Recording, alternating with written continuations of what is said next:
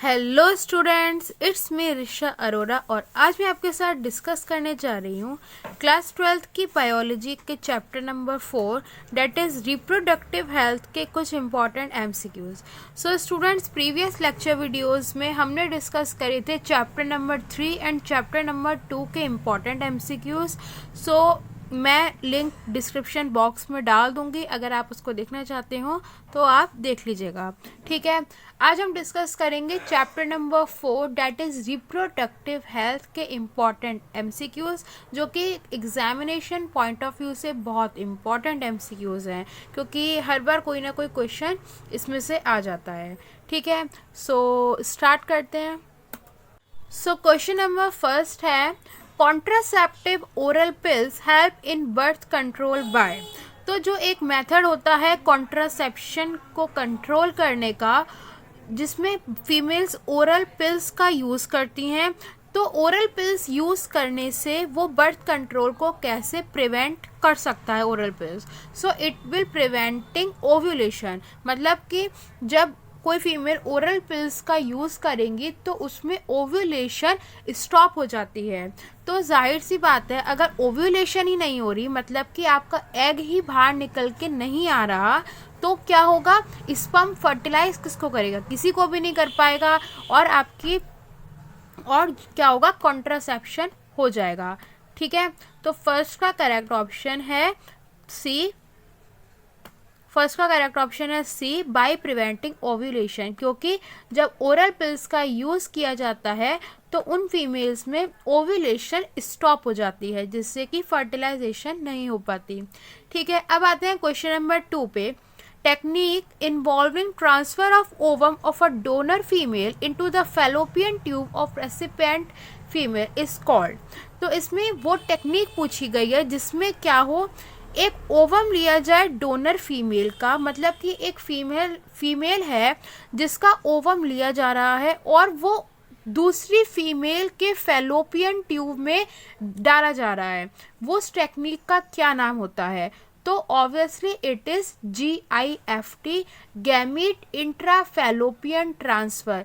Gamete का transfer करना दूसरे फीमेल के फैलोपियन ट्यूब में, जो कि क्या कर सकती है, वो उस फीमेल के फैलोपियन ट्यूब में हम ट्रांसफ़र कर देते हैं गैमीट या फिर ओवम का, जो कि गैमीट्स को प्रोड्यूस नहीं कर सकती, लेकिन उस गैमीट या फिर उस ओवम के लिए सूटेबल कंडीशंस प्रोवाइड कर सकती है। ठीक है, तो एक फीमेल से उसका ओवम लेना और उस ओवम को दूसरे फीमेल के फैलोपियन ट्यूब में डालना, इस टेक्निक का नेम होता है GIFT, gamete intra fallopian transfer.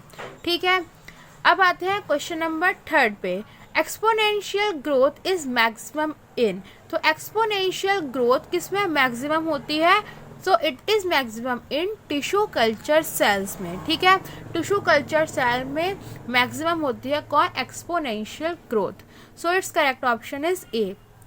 Next question है, progesterone is generally present in contraceptive pills, it's function is to.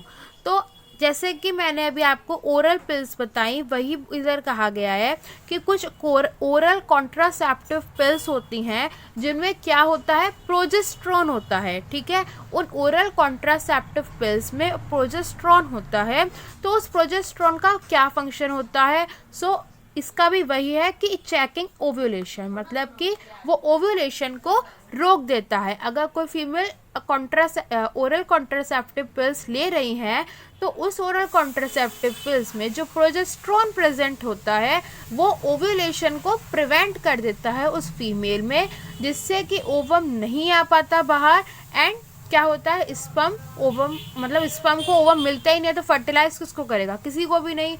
So it's correct option is A, checking ovulation. अब आते हैं क्वेश्चन नंबर 5 पे। Copper T loop prevents. तो copper T loop क्या है? तो जो आपने दूसरा मेथड पढ़ा था, कॉन्ट्रासेप्टिव मेथड, कौन सा था? IUDs, intra uterine devices. ठीक है, उसमें कुछ होती हैं मेडिकेटेड IUDs, कुछ होती है नॉन मेडिकेटेड IUDs, एंड कुछ होती है हार्मोन रिलीजिंग IUDs।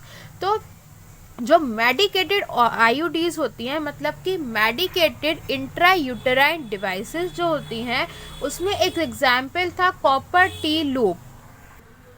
सो मेडिकेटेड आईयूडीज में एक एग्जाम्पल होता है कॉपर टी लूप। तो उसमें कॉपर टी आ रहा है, मतलब कि उसमें क्या होते हैं, कॉपर आयंस प्रेजेंट होते हैं। कॉपर टी लूप में जो कॉपर आयंस प्रेजेंट होते हैं उनका ये फंक्शन होता है कि वो फर्टिलाइजिंग कैपेसिटी को कम कर देते हैं। ठीक है, वो क्या करते हैं, फर्टिलाइजिंग कैपेसिटी ऑफ स्पर्म्स की जो फर्टिलाइजिंग कैपेसिटी होती है उनको कम कर देते हैं। इट मीन्स कि वो फर्टिलाइजेशन को प्रिवेंट करवाते हैं। So it's correct option is C, fertilisation. तो कॉपर टी लूप जो कि एक इंट्रा यूटेराइन डिवाइस होती है, मेडिकेटेड इंट्रा यूटेराइन डिवाइस, जो कि किसको प्रिवेंट करवाती है, फर्टिलाइजेशन। ठीक है, so it's correct option is C, fertilisation. अब आते हैं क्वेश्चन नंबर 6 पे। Intra uterine devices are used to prevent, ऊपर वाला क्वेश्चन ही नीचे आ गया है कि इंट्रा यूटेराइन डिवाइसेस का क्या प्रिवेंट करती हैं। तो इसका करेक्ट ऑप्शन है स्पर्म टू ओवम, मतलब कि स्पर्म को ओवम के पास आने में रोकती हैं इंट्रा यूटेराइन डिवाइसेस। कैसे रोकती हैं, क्योंकि हमने पढ़ा है इंट्रा यूटेराइन डिवाइसेस जो नॉन मेडिकेटेड होती हैं, कुछ non medicated intra uterine devices होती हैं, वो क्या करती हैं, फैगोसाइटोसिस करती हैं स्पर्म्स का, फैगोसाइटोसिस करते हैं स्पर्म का, जिससे कि स्पर्म ओवम के पास जा ही ना पाए। ठीक है, तो ऐसे स्पर्म को रोक दिया। सेकंड जो मेडिकेटेड इंट्रा यूटेराइन डिवाइसेस होती हैं वो क्या करती हैं, फर्टिलाइजिंग कैपेसिटी ऑफ स्पर्म्स को कम करती हैं, जिससे कि स्पर्म ओवम के पास जा ही नहीं पाता। इसलिए 6 का करेक्ट ऑप्शन है ए, स्पर्म टू ओवम, स्पर्म को ओवम के पास आने में प्रिवेंट करवाने का वर्क करती हैं। ठीक है, so the question number 7 is in the production of test tube babies.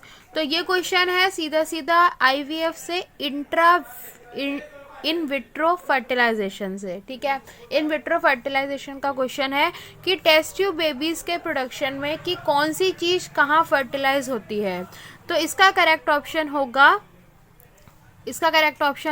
A, fertilisation is external but foetus formation is internal. तो किसी ने भी अगर आईवीएफ पढ़ा था, एनसीईआरटी में दे रखा है इन विट्रो फर्टिलाइजेशन, उसमें क्या होता है, मेल का स्पर्म लिया जाता है एंड फीमेल का ओवम लिया जाता है, जिसको लेबोरेटरी में क्या करवाया जाता है, आर्टिफिशियली फर्टिलाइजेशन करवाई जाती है mail sperm and female ovum की, एंड फर्टिलाइजेशन करवाई जाती है लेबोरेटरी में। इट मीन्स फर्टिलाइजेशन हो गई एक्सटर्नल, है ना। और उसके बाद जो जाइगोट की फॉर्मेशन होती है, फर्टिलाइजेशन के बाद जो जाइगोट बनता है उसको क्या कर देते हैं, उसको हम मदर्स के यूट्रस में इम्प्लांट कर देते हैं, डाल देते हैं। ठीक है, तो फीटस की फॉर्मेशन कहाँ होगी, फिर इंटरनल। जो फीटस की फॉर्मेशन होती है, पूरा फीटस जो डेवलप होता है वो होता है मदर्स के यूट्रस में। तो foetus formation is internal and fertilisation is external. So question number 7 का करेक्ट ऑप्शन है A, fertilisation is external but foetus formation is internal. ठीक है, so the question number 8 is amniocentesis is the withdrawal of amniotic fluid in। सो इस question में क्या दे रखा है, amniocentesis होता है जो। सो एमनियोसेंटोसिस क्या होता है, एमनियोसेंटोसिस में हम क्या करते हैं कि जो प्रेग्नेंट वीमेन होती है उसके यूट्रस से एमनियोटिक फ्लूइड लिया जाता है। उस प्रेग्नेंट वीमेन के यूट्रस से एमनियोटिक फ्लूइड लिया जाता है एंड तो उस एमनियोटिक फ्लूइड की हेल्प से हम जो बेबी होने वाला है उसके अंदर कोई जेनेटिक डिसऑर्डर है या नहीं उसको टेस्ट कर सकते हैं। सो इस मेथड को एमनियोसेंटोसिस बोला जाता है। तो एमनियोसेंटोसिस इसमें पूछा गया है कि एमनियोसेंटोसिस कब होता है। So it is done in the gestation period, ठीक है। सो जो एमिनोसेंटोसिस होता है वो गेस्टेशन पीरियड में होता है जब। So it's correct option is C, gestation period. अब आते हैं क्वेश्चन नंबर 9 पे। So the question number 9 is test tube baby means a baby born when.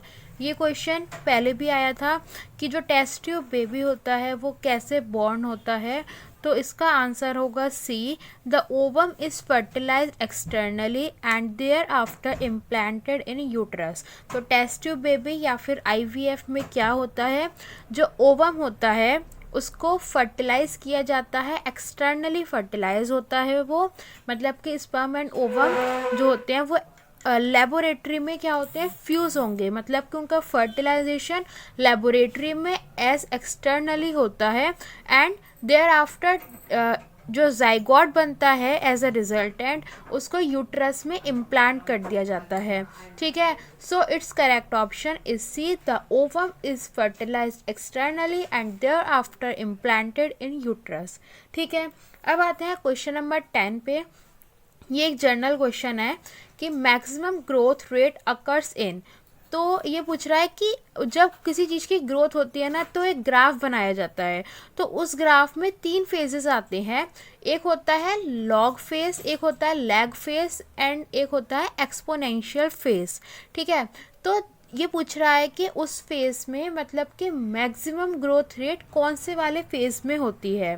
तो जो मैक्सिमम ग्रोथ रेट होती है वो होती है एक्सपोनेंशियल फेज में। एक्सपोनेंशियल फेज जहाँ पे लिखा है वहाँ पे इसका मतलब है कि वहाँ पे बहुत ज़्यादा अमाउंट में ग्रोथ रेट है, ठीक है।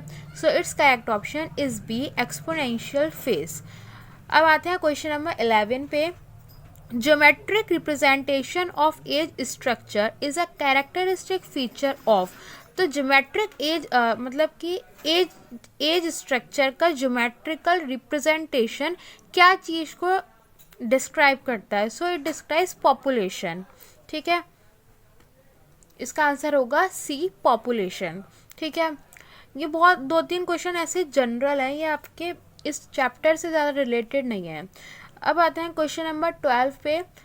जुलाई 11 इज ऑब्जर्व एज। तो ये सीधा सीधा याद करने वाला क्वेश्चन है कि 11 जुलाई को क्या मनाया जाता है। So 11 July is celebrated as World Population Day, ठीक है। 11 जुलाई को वर्ल्ड पॉपुलेशन डे के रूप में सेलिब्रेट किया जाता है। Now it's question number 13। फिर से एमिनोसेंटोसिस वाला क्वेश्चन है। एमिनोसेंटोसिस इज अ मेथड टू।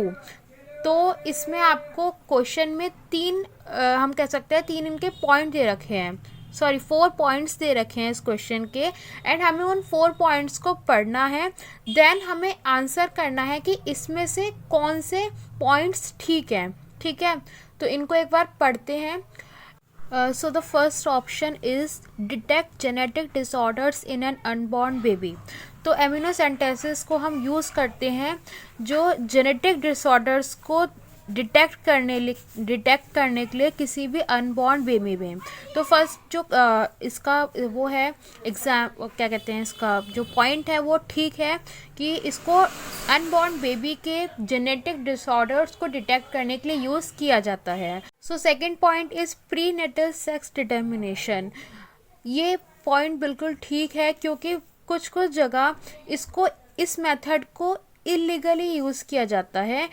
और इलीगली इसको यूज़ क्यों करते हैं, जो अनबॉर्न बेबी है उसका जेंडर डिटरमाइन करने के लिए, वेदर इट इज़ मेल और फीमेल।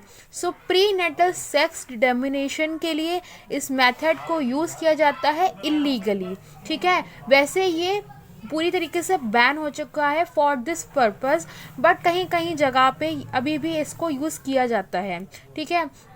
तो फर्स्ट एंड सेकंड पॉइंट बिल्कुल ठीक है कि एमिनोसेंटोसिस को इस मेथड को इन दोनों चीज़ों के लिए यूज़ किया जाता है। एंड जो थर्ड एंड फोर्थ पॉइंट है वो बिल्कुल ही अलग है, इससे कोई इनका रिलेशन नहीं है। So third and fourth point बिल्कुल इसके गलत है and first and second point are correct. तो इसका कौन सा ऑप्शन ठीक होगा 13 का? B, 1 and 2 are correct. ठीक है, 1 and 2 are correct, so it's correct option is B. ठीक है, अब आते हैं क्वेश्चन नंबर 14 पे। Which of the following is the component of oral pills? तो जो हमने पढ़े थे ओरल पिल्स, जो कि क्या कर रहे थे, ओव्यूलेशन को प्रिवेंट कर देते हैं, जिससे कि जो ओवम होता है वो यूट्रस तक या फिर फेलोपियन ट्यूब तक नहीं आ पाता। ठीक है, जिससे कि फर्टिलाइजेशन क्या होती है, प्रिवेंट हो जाती है पूरी तरीके से। तो उन ओरल पिल्स की कंपोनेंट क्या होती है, मतलब कि उन ओरल पिल्स में ऐसा क्या होता है जो कि ओव्यूलेशन को प्रिवेंट करता है? So obviously it's answer should be A, progesterone. उन ओरल पिल्स के अंदर प्रोजेस्टेरोन होता है जो कि ओव्यूलेशन को प्रिवेंट कर देता है। ठीक है, अब आते हैं क्वेश्चन नंबर 15 पे। The test that are used in the diagnosis of AIDS are. तो एड्स को डिटरमाइन करने के लिए कि एक ह्यूमन में एड्स है, एड्स का वायरस है या नहीं, उसके लिए कौन सा टेस्ट होता है? तो इसका आंसर होगा एलाइसा टेस्ट। ठीक है, एलाइसा टेस्ट, जिसकी फुल फॉर्म होती है एंजाइम लिंक्ड इम्यूनोसॉर्बेंट एसे। ठीक है, तो एलाइसा टेस्ट को यूज करके हम डायग्नोस कर सकते हैं weather a human has AIDS virus और not.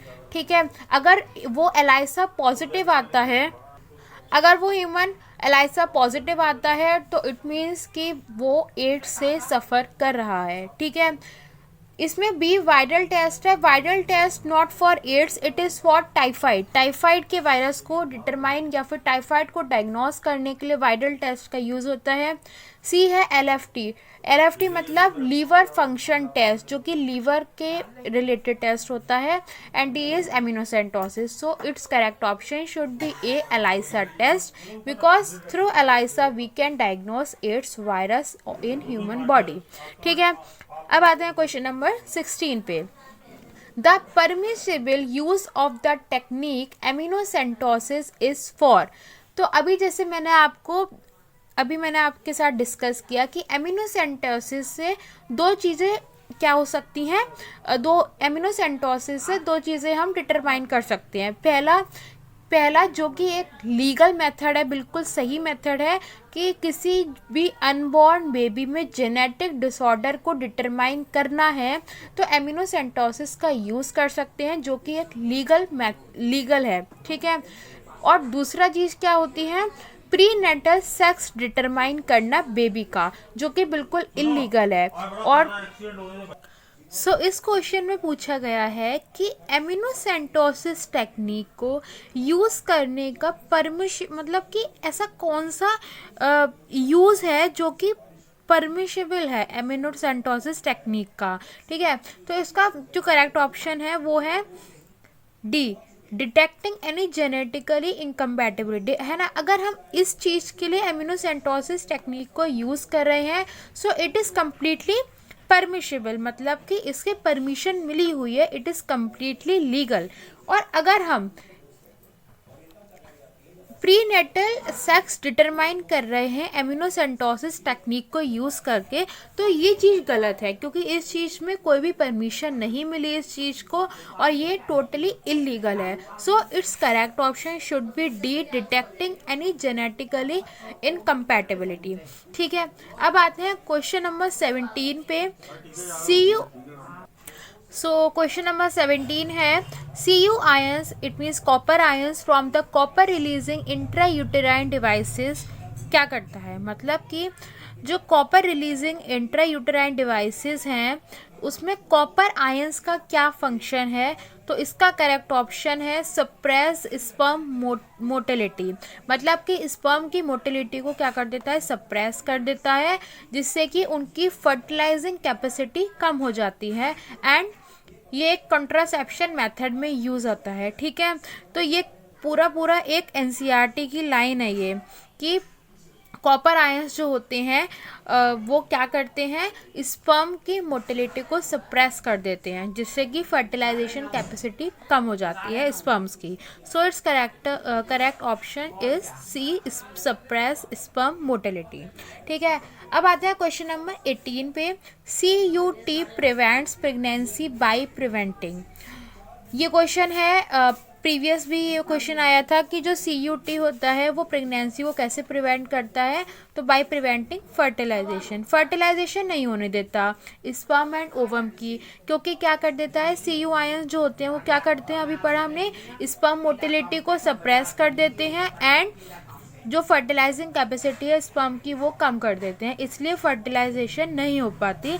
So it's correct option should be a fertilisation. ठीक है, अब आते हैं क्वेश्चन नंबर 19 पे। Oral contraceptive pills help in birth control by most repeating question है ये। तो oral contraceptive pills birth control कैसे करता है, बाय प्रिवेंटिंग ओव्यूलेशन। ठीक है, ओव्यूलेशन को प्रिवेंट करता है, और ओव्यूलेशन को कौन प्रिवेंट करता है, प्रोजेस्ट्रोन जो होता है ओरल कंट्रासेप्टिव पिल्स में, वो ओव्यूलेशन को प्रिवेंट कर देगा and as a contraception use किया जाएगा। अब आते हैं क्वेश्चन नंबर 20 पे। Which one of the following is the most widely accepted method of contraception in India as at present. तो कौन सा ऐसा कॉन्ट्रासेप्टिव मेथड है ना, जो कि इंडिया में सबसे ज़्यादा यूज़ किया जाता है फॉर कॉन्ट्रासेप्शन, तो इसका करेक्ट ऑप्शन होगा डी, IUDs, इंट्रायूटेराइन डिवाइसेस सबसे ज़्यादा यूज़ की जाती हैं इंडिया में एज कॉन्ट्रासेप्शन मेथड। ठीक है, ये लाइन दे रखी है, पूरी एक लाइन ही है ये, जो कि उठा के इधर दे दी है, NCERT की एक ये वाली लाइन है। ठीक है, तो IUDs है इसका आंसर। अब आते हैं क्वेश्चन नंबर 21 पे। Medical termination of pregnancy is considered safe up to how many weeks of pregnancy. So medical termination of pregnancy क्या होता है, इंड्यूस्ड एबॉर्शन। ठीक है, एबॉर्शन करवा देना, जो टाइम पीरियड है उसके पूरा होने से पहले एबॉर्शन कराना, उसको बोला जाता है मेडिकल टर्मिनेशन ऑफ प्रेगनेंसी। तो ये कब तक के लिए, कितने वीक्स तक के लिए क्या होती है, सेफ होती है। ठीक है, तो कितने वीक्स तक के लिए सेफ होती है, 12 वीक्स। अगर 12 वीक्स के अंदर अंदर मेडिकल टर्मिनेशन ऑफ प्रेगनेंसी हो रहा है या अबॉर्शन हो रहा है, so it is safe for mother and baby as well. But अगर 12 वीक्स से ज़्यादा तो ये सेफ नहीं होता है। ठीक है, so it's correct option is 12 weeks. अब आते हैं क्वेश्चन नंबर 22 पे। सहेली इज, तो सहेली क्या है, तो it is an oral contraceptive for females. ठीक है, ओरल कॉन्ट्रासेप्टिव पिल होती है फीमेल्स के लिए सहेली। ठीक है, ये जो सहेली इज़ है, ये सहेली आपका एग्जाम्पल दे रखा है उसमें NCERT में। ठीक है, NCERT की इसलिए एक एक लाइन इंपॉर्टेंट है, मैं आपको यही बार बार समझाती हूँ। ठीक है, अब आते हैं क्वेश्चन नंबर 23 पे। Which of the following is a STD।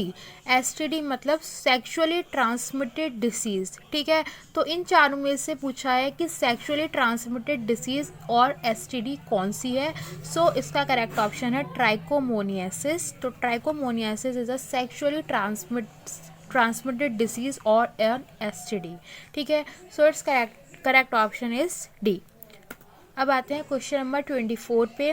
What is the figure given below showing in particular. ये क्वेश्चन मैं आपको थोड़ी देर बाद करवाऊंगा, लास्ट में ही करवाऊंगी। ठीक है, अब पहले आते हैं क्वेश्चन नंबर 25 पे। The test tube baby programme employs which one of the following technique. तो टेस्ट ट्यूब बेबी प्रोग्राम में, पूरे एक उसमें टेक्निक में कौन सा इन चारों में से कौन सा एक ऐसा टेक्निक है जो कि टेस्ट ट्यूब बेबी में यूज़ होता है। ठीक है, सो इसका करेक्ट ऑप्शन है डी, ज़ाइगोट इंट्राफैलोपियन ट्रांसफ़र। ठीक है, इसका करेक्ट ऑप्शन है D. Test tube baby programme के टेक्निक को नहीं बोला गया, वो तो होता है आईवीएफ। लेकिन आईवीएफ के पूरे प्रोग्राम में ऐसा इन चारों में से ऐसी कौन सी टेक्निक है जो बीच में यूज़ की जाती है? सो जाइगोट इंट्राफैलोपियन ट्रांसफ़र, जो कि आईवीएफ में यूज़ की जाती है। कब यूज़ होती है? जब हम जाइगोट जो बना है लेबोरेटरी में उसको किसमें इम्प्लांट करते हैं, मदर्स यूट्रस में जब इम्प्लांट करते हैं उस टेक्निक को जाइगोट इंट्राफैलोपियन ट्रांसफ़र बोला जाता है और ZIFT बोला जाता है। और वो किस में यूज़ होती है? आईवीएफ टेक्निक में यूज़ होती है zygote intrafallopian transfer. So it's correct option is D. अब आते हैं क्वेश्चन नंबर 26 पे। So the question number 26 is a vasectomy. तो वैसेक्टॉमी क्या होता है? Vasectomy is also a contraceptive method, ठीक है। तो इसको यूज़ करके जो ह्यूमन होता है वो क्या होता है, पूरे लाइफ टाइम के लिए स्टेराइल हो जाता है। ये तो आप सबको ही पता है, ठीक है। तो इसमें क्या होता है, बेसिकली इस वैसेक्टॉमी मेल्स में यूज़ होता है, ठीक है।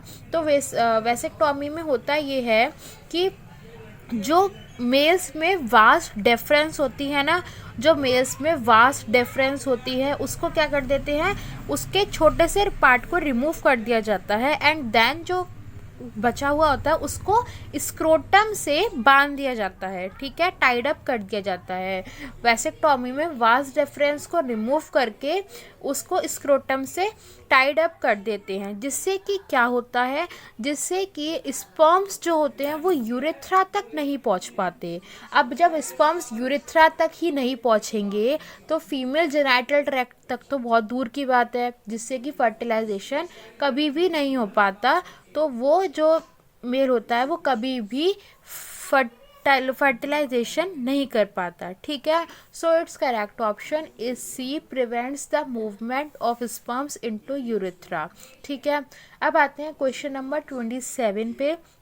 Which one of the following groups include all sexually transmitted diseases? इनमें बहुत सारे क्या दे रखे हैं, sexually transmitted diseases दे रखी हैं एंड पूछा हुआ है कि मतलब कि सेक्सुअली ट्रांसमिटेड डिसीजेस तो दे रखी हैं, तो पूछ रहा है कि इनमें से कौन सी ऐसा ग्रुप है जिसमें तीनों ही सेक्सुअली ट्रांसमिटेड डिसीज है।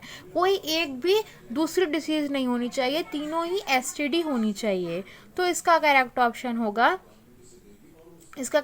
होगा सी, गोनोरिया, हेपेटाइटिस बी एंड कैलामिटियासिस, जो कि तीनों ही एसटीडीज या फिर सेक्सुअली ट्रांसमिटेड डिसीजेस हैं एंड बहुत ज़्यादा हार्मफुल डिसीजेस हैं, ठीक है, बहुत डेंजरस डिसीजेस। तो इसका करेक्ट ऑप्शन है C, gonorrhoea, hepatitis B and chlamydiasis. So आते हैं आप क्वेश्चन नंबर 28 पे। When is the world AIDS day celebrated? तो वर्ल्ड एड्स डे कब मनाया जाता है? 1 दिसंबर को मनाया जाता है वर्ल्ड एड्स डे, जो कि कल ही था, ठीक है। तो फर्स्ट दिसंबर को मनाया जाता है, क्या 1 दिसंबर को वर्ल्ड एड्स डे मनाया जाता है। सो इट्स करेक्ट ऑप्शन है सी। 29 पे आते हैं अब। Select the sexually transmitted disease. Sexually transmitted disease select करनी है, इसमें से कौन सी है? तो तीनों ही सेक्सुअली ट्रांसमिटेड डिसीजेज हैं, syphilis, hepatitis B and genital herpes, तीनों के तीनों ही क्या है, सेक्सुअली ट्रांसमिटेड डिसीजेस हैं। So it's correct option is D, all of these, ठीक है। अब आते हैं question number 30 and last question. Most accept contraception method in India is.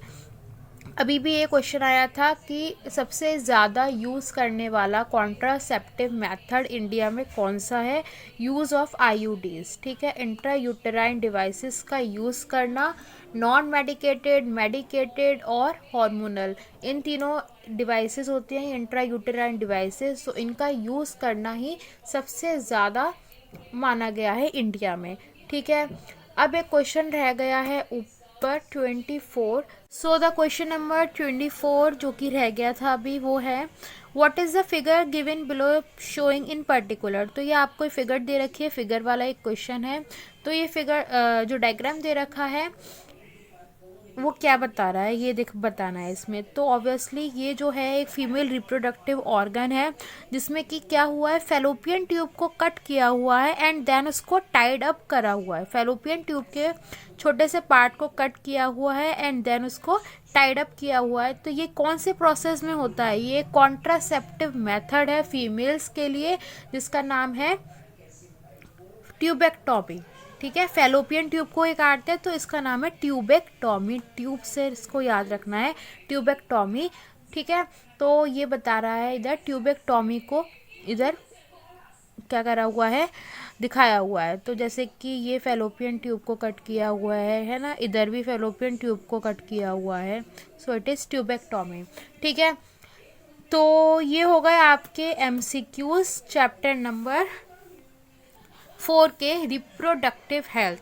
ठीक है, आगे हम बात करेंगे अब जेनेटिक्स के बारे में, चैप्टर नंबर 5 के एमसीक्यूज के बारे में। ठीक है स्टूडेंट्स, सो आज के लिए इतना ही। आप इन एमसीक्यूज को प्रैक्टिस करते रहिए एंड जो मैंने प्रीवियस वीडियोस डाली थी वो भी मैं डिस्क्रिप्शन बॉक्स में डाल दूंगी, उनका लिंक डिस्क्रिप्शन बॉक्स में डाल दूंगी, उनको प्रैक्टिस करिए, एनसीईआरटी को कवर कीजिए। ठीक है, बस इतना ही आएगा और इससे ज़्यादा इतना कुछ नहीं आएगा। ठीक है, सो आज के लिए इतना ही। अगर वीडियो पसंद आई हो तो please do like share and subscribe to our channel. Thank you so much.